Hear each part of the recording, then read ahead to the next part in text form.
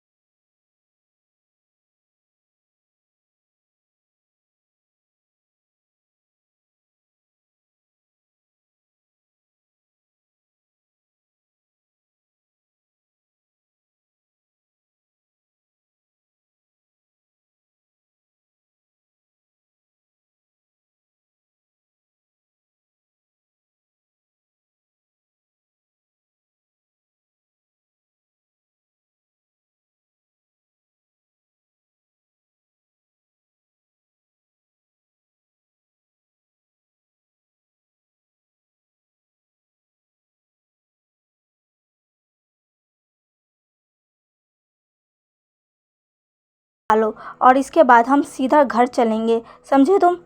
फिर कहती है नहीं, मुझे अंकल शाह के साथ और खेलना है।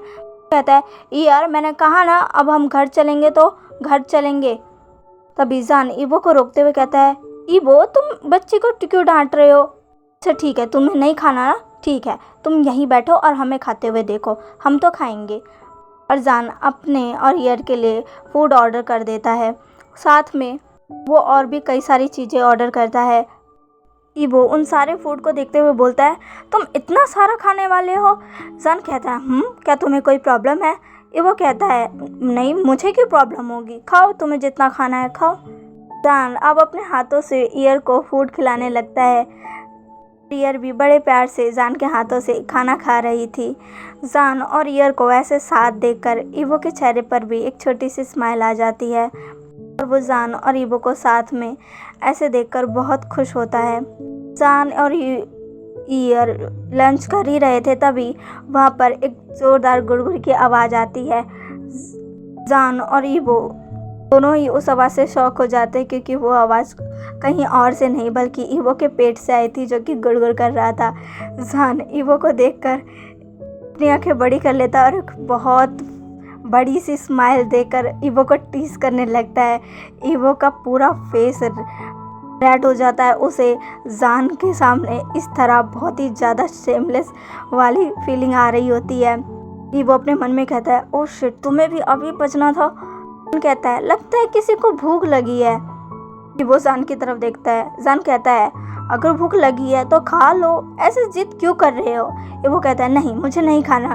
तभी फिर से उसके पेट में से गुड़गुड़ की आवाज़ आने लगती है, जिसको सुनकर जान अब बुरी तरीके से हंसने लग जाता है और ईबो का पूरा फेस एम्बैरेसिंग में रेड हो जाता है।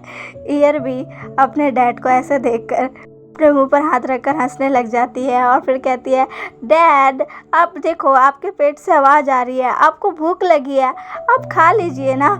जान हंसते हुए कहता है ईबो तुम कुछ खा लो, वरना तुम्हारा पेट ऐसे ही पूरे रेस्टोरेंट में बसता रहेगा। ईबो बहुत ही ज़्यादा गुस्से में कहता है चुप रहो, समझे? और जान और भी ज़्यादा तेज तेज हंसने लग जाता है। जान अब अपनी हंसी रोकता है और कहता है अच्छा ठीक है, मैं नहीं हंसूंगा, पर तुम कुछ खा लो। ईबो अपना मुंह दूसरी तरफ घुमाकर कहता है नहीं, मैं नहीं खाऊंगा। जान अब उसकी तरफ एक फूड आगे कर देता और कहता है ईबो इसे खाकर देखो, ये तुम्हारे लिए बहुत अच्छा है। वो कहता है मैं नहीं खाऊंगा ना। तभी जान उसके मुंह में फूड डाल देता है, जिससे ईबो का पूरा मुंह भर जाता है और ईबो अब खाने को मुंह के अंदर लेकर जान से कहता है ये तुमने क्या किया? जान कहता है चलो अब इस खाना खा लो। ईवो जान की तरफ गुस्से में घूरता है और फिर उस खाने को चबाकर खाने लगता है। ईवो को ऐसे देखकर जान को बहुत ही ज़्यादा हंसी आ रही थी क्योंकि ईवो अभी उसे बहुत ही क्यूट पपी की तरह लग रहा था। अब ईवो भी जान और ईयर के साथ फूड खाने लगता है। तभी उसको एक कॉल आ जाता है जिसको रिसीव करने के लिए वो जान और ईयर से थोड़ा दूर चला जाता है। ईवो के वहाँ से जाते ही जान ईयर की तरफ देखता है और ईयर से कहता है ईयर क्या मैं तुमसे कुछ पूछ सकता हूँ। ईयर जो कि अपना फूड खा रही थी वो अपना फूड मुंह में रख कर ही बोलती है जान कहता है ईयर क्या तुम मुझे बता सकती हो तुम्हारे घर में कौन कौन है। ईयर अपना खाना खाकर कहती है मेरे घर में मैं और मेरे डैड। जान कहता है बस। ईयर हाँ मैं अपना सिर हिला देती है। जान कहता है बस तुम्हारे घर में और कोई भी नहीं है, बस तुम और तुम्हारे डैड है। ईयर फिर से हाँ मैं अपना सिर हिला देती है। जान कहता है क्या सच में। ईयर कहती है हाँ अंकल मैं और मेरे डैड ही एक दूसरे के साथ रहते हैं। हमारे एक अंकल हैं जो कि मुझे हमेशा स्कूल से लेने और स्कूल छोड़ने जाते हैं। पर आप ये सब क्यों पूछ रहे हो। जान कहता है वो कुछ भी नहीं है बस ऐसे ही। और वो एक स्माइल देता है और अपना फूड खाने लगता है और मन में सोचता है अच्छा तो ईवो की लाइफ में कोई भी पार्टनर नहीं है, अगर होता तो वो ईवो के साथ रहता और अभी वही ईयर के पास रहता है। इसका मतलब ईवो के लाइफ में अभी कोई भी नहीं है। ऐसा सोचकर जान बहुत ही ज़्यादा खुश हो जाता है, उसके चेहरे पर एक स्माइल आ जाती है। फिर जान ईयर की तरफ देखता और कहता है फिर जान सोचता है शायद ईयर को ईवो ने गोद लिया है, पर कोई बात नहीं मैं ईवो को मना कर रहूँगा।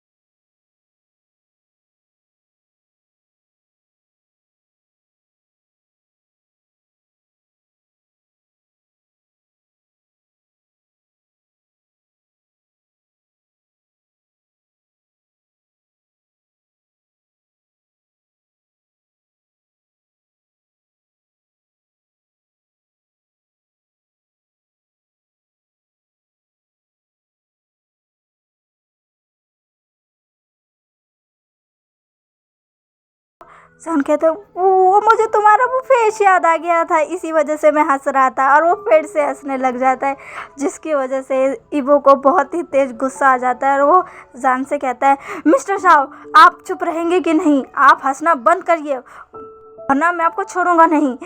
जान कहता है ओह मुझे माफ़ कर दो पर मैं क्या करूँ, तुम्हारा वो फेस मुझे बार बार याद आ जा रहा है, वो कितना लाल हो गया था। और ऐसे कहकर जान फिर से हंसने लगता है और ईवो फिर से एम्बैरेसिंग में रेड हो जाता है। जान ईयर और ईवो साथ ही में अपना लंच करते हैं और फिर अपना लंच ख़त्म कर कर वो तीनों ही रेस्टोरेंट से बाहर निकल जाते हैं, जहाँ जान ईवो से कहता है ईवो चलो मैं तुम्हें घर छोड़ देता हूँ। ईवो कहता है कोई ज़रूरत नहीं है मिस्टर साहब मैं चला जाऊँगा। जान कहता है ईवो मैं तुम्हें छोड़ दूँगा। ईवो कहता है कोई ज़रूरत नहीं है मिस्टर साहब, मैंने पहले ही अपनी कैब बुक कर ली है और वो आती ही होगी। तभी ईवो की कैब भी वहाँ पहुँच जाती है और ईवो कहता है देखिए वो आ भी गई। और ईवो ईयर का हाथ पकड़कर उस कैब की तरफ जाने लगता है, जहाँ पर ईवो का हाथ छुड़ाकर जान के पास जाती है और उससे कहती है bye bye uncle Shao. Year को इस तरह देखकर जान ईयर की तरफ झुकता है और ईयर के गालों पर किस कर कर बोलता है, बाय बाय ईयर, हम ज़रूर मिलेंगे। ईयर भी स्माइल के साथ कहती है, हाँ हम फिर ज़रूर मिलेंगे। और वो जान को बाय बाय कहकर फिर से ईबो के पास चली जाती है। ईबो जान और ईयर को इतना क्लोज देख के वो भी एक ही दिन में शौक तो था, पर वो अंदर ही अंदर बहुत ही ज़्यादा खुश था।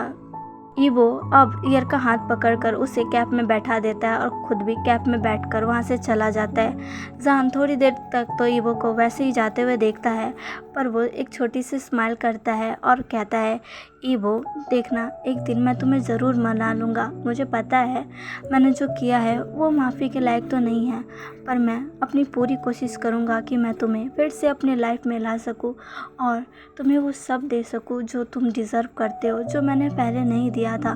पर अब मैं तुम्हें उससे ज़्यादा दूंगा, उससे ज़्यादा प्यार करूँगा, वो हर चीज़ करूँगा जो तुम कहोगे, जो तुम चाहोगे। ईबो बस मुझे एक चांस दे दो, बस एक चांस। ऐसा सोचकर जान भी अब वहाँ से चला जाता है। इधर दूसरी तरफ जान के डैड, जो कि अपने रूम में बार बार ईयर के बारे में सोचे जा रहे थे, क्योंकि ईयर का चेहरा जान से काफ़ी ज़्यादा मिलता है। ऐसा लगता है जैसे वो जान की ही परछाई है और उन्हें ईयर को देखकर थोड़ी थोड़ी ईबो की भी याद आने लग गई, जैसे उन्होंने अपने बेटे की वजह से काफ़ी समय पहले ही खो दिया था। जान के फादर को जान पर बहुत ही गुस्सा है, क्योंकि उसकी वजह से उनका वो बच्चा जिसे वो अपने घर अपना बनाकर लेकर आए थे, वो अचानक से कहीं बिना बताए उन्हें छोड़कर चला गया। उन्हें उसके जाने के बाद पता चला कि आखिर जान उसके साथ कितना क्रूर था। जान के डैड को जान पर बहुत गुस्सा आया था। उस दिन उन्होंने जान से सारे रिश्ते तोड़ दिए थे, उससे बात भी करना बंद कर दिया था, क्योंकि ईवो के डैड और जान के डैड बेस्ट फ्रेंड थे और वो ईवो को बचपन से देखते आ रहे थे, उसे अपने हाथों में खिलाते आ रहे थे। ईवो जान के डैड को बहुत ही ज़्यादा पसंद था और वो बचपन से ही ईवो को अपना बनाना चाहते थे कि जब ईवो बड़ा होगा तो वो ईवो की शादी अपने सन से करवा देंगे, जिससे ईवो उनके फैमिली का एक सदस्य बन जाएगा। पर जब उनके फ्रेंड की एक कार एक्सीडेंट में डेथ हो गई, फिर उन्हें ईवो को संभालना पड़ा। उन्होंने ये ईवो की शादी जल्दी ये सोच कर करवा दी कि ईवो जितना जल्दी उनके पास आएगा, उनके साथ आएगा, उसे उतना ही अच्छा लगेगा, उसे फिर से एक फैमिली मिल जाएगी। ईवो इतना अच्छा था कि जान के फादर को लग रहा था कि अगर ईवो जान की लाइफ में आएगा तो उनका बिगड़ा हुआ बेटा भी सुधर जाएगा, उसे भी एहसास होगा कि आखिर वो क्या गलत कर रहा है और क्या सही। पर उन्होंने ऐसा ये कभी नहीं सोचा था कि उनके इस बिगड़ैल बेटे की वजह से वो अपने सबसे प्यारे बच्चे को खो देंगे। उनके डैड ने बहुत कोशिश की कि वो ईवो को ढूंढ निकाले, पर ईवो उनको कहीं भी नहीं मिला।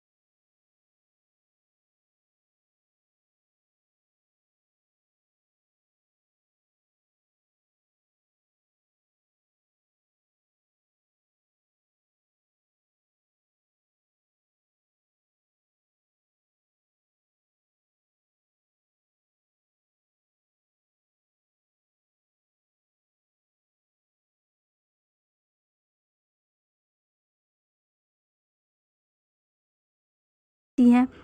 जान के डैड यही सोच रहे थे। जान के डैड ने मन में सोचा कि जब वो गर्ल उसके पास थी वो पूछना ही भूल गई कि आखिर उसके डैड का नाम क्या है, उसके डैड है कौन। उनके डैड कहते हैं, ओ शिट, मुझे उससे पूछना चाहिए था उसके फादर के बारे में, उसकी फैमिली के बारे में। ओह, मैंने ये क्यों नहीं पूछा। पर कोई नहीं, शायद वो दोबारा ज़रूर आएगी। अगर वो दोबारा आई तो मैं उसे ये सवाल ज़रूर पूछूंगा कि आखिर वो कौन है, कहाँ से आई है, उसके फादर कौन है, उसकी फैमिली में कौन कौन है, मैं ज़रूर पूछूंगा। जान के डैड यही सब सोच रहे थे। इधर दूसरी तरफ ईवो अपनी बेटी के साथ अब अपने घर पहुंच जाता है, जहां वो ईयर को पहले फ्रेश करता है और फिर उसे सुलाने के लिए ले जाता है। बेड पर बैठी हुई ईयर ईवो से पूछती है, डैड। ईवो कहता है ईयर कहती है, डैड क्या अंकल शाओ आपके दोस्त हैं? ईवो मन में कहता है, नहीं, वो मेरा दोस्त नहीं है। पर वो अपनी बेटी के सामने ये नहीं कह सकता, इसीलिए वो कहता है ईयर अब एक स्माइल करती है और कहती है, मुझे अंकल शाओ बहुत पसंद आए। इतना अच्छा होता ना अगर वो भी हमारे साथ होते तो। ये बात सुनते ही ईवो जो अपना काम कर रहा था वो रुक जाता है और मन में सोचने लगता है, क्या? ईवो अब ईयर की तरफ देखता है और उसके पास चला जाता है। वो उसके पास जाकर बेड पर बैठ जाता है और ईयर से पूछता है, ईयर आखिर तुम ऐसे क्यों सोच रही हो? तभी ईयर कहती है, आज मुझे मिस्टर शाओ अंकल बहुत पसंद आए। वो आपके सारे दोस्तों से बिल्कुल अलग है। वो मुझे बहुत अच्छे लगे। जब मैं उनके साथ थी तो मुझे बहुत अच्छा लग रहा था। अगर वो हमेशा ही हमारे साथ रहेंगे तो कितना अच्छा होगा ना। वो सच में बहुत अच्छे हैं। पता नहीं क्यों पर मुझे वो बहुत पसंद आए। ऐसा कहकर ईयर एक बड़ी सी स्माइल देती है। ईयर की स्माइल देखकर ईवो को जान की याद आ जाती है, क्योंकि ईयर और जान की स्माइल सेम ही है। ईवो ईयर की तरफ देखकर कहता है, काश आज हम तीनों ही साथ होते, पर मैं तुम्हें नहीं बता सकता कि आखिर उस इंसान ने क्या किया है जिसकी वजह से मैं कभी भी अब उसके साथ नहीं रहना चाहता, कभी भी नहीं। और मुझे उम्मीद है कि तुम भी उसे जल्दी ही भूल जाओगी। फिलहाल के लिए वो ईयर से अभी ऐसा कुछ भी नहीं कहता है। वो ईयर से कहता है, ठीक है, अब बहुत हो गई अंकल शाओ की बातें, अब तुम सो जाओ, ठीक है? ईयर हमें अपना सिर हिला देती है और फिर बेड पर लेट जाती है, जहाँ ईवो उसे ब्लैंकेट से कवर करता है और एक प्यारी सी कहानी ईयर को सुनाता है, जिसे सुनते सुनते ईयर सो जाती है। और फिर ईयर को सोते ही ईवो पूरे रूम की लाइट ऑफ कर देता है और खुद भी ईयर के साथ लेट जाता है। तो चलिए गाइस, आज के लिए बस इतना ही। आज का पार्ट आपको कैसा लगा प्लीज़ मुझे कमेंट करके ज़रूर बताइएगा और प्लीज़ मेरे चैनल को लाइक, सब्सक्राइब एंड शेयर कर दीजिएगा। मिलते हैं इसके नेक्स्ट पार्ट में। बाय।